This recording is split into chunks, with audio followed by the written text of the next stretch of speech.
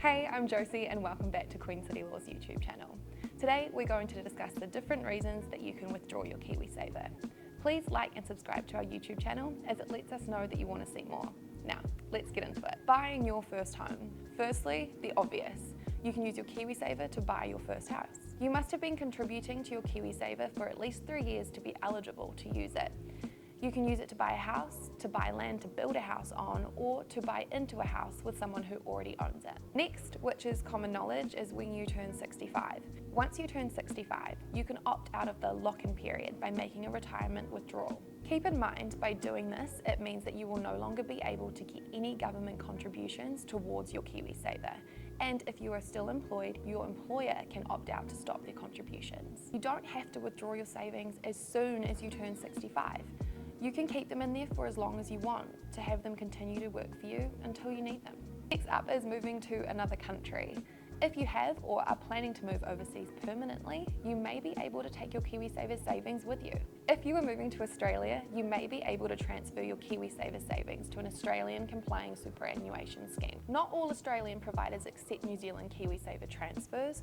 You will need to get in contact with the Australian provider to confirm whether or not they do. If you are moving to any other country, you can apply to have your Kiwisaver funds withdrawn once you have been out of New Zealand for an entire year and not coming back. For example, this won't work if you have a 3-year working visa in London.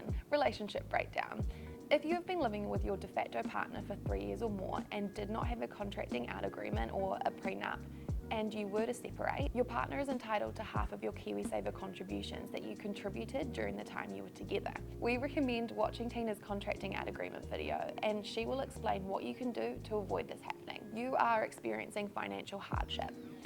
You can apply for an early withdrawal if, for example, you can't meet essential living expenses such as paying your power, your water bills, or being able to provide food for yourself or for your family. You can also apply if you can't meet rent, board, or mortgage repayments, or if your home needs special modifications for yourself or for a family member who's disabled. The amount you can withdraw is a case-by-case basis. It's based on covering your minimum living expenses for 3 months and an amount to pay overdue bills or arrears. If by the end of this period you are still in financial hardship, you can reapply to withdraw more. Kiwisaver providers don't make this an easy process. You need to fill out multiple forms and provide evidence of your financial hardship, as well as providing information about any other household members who can financially contribute.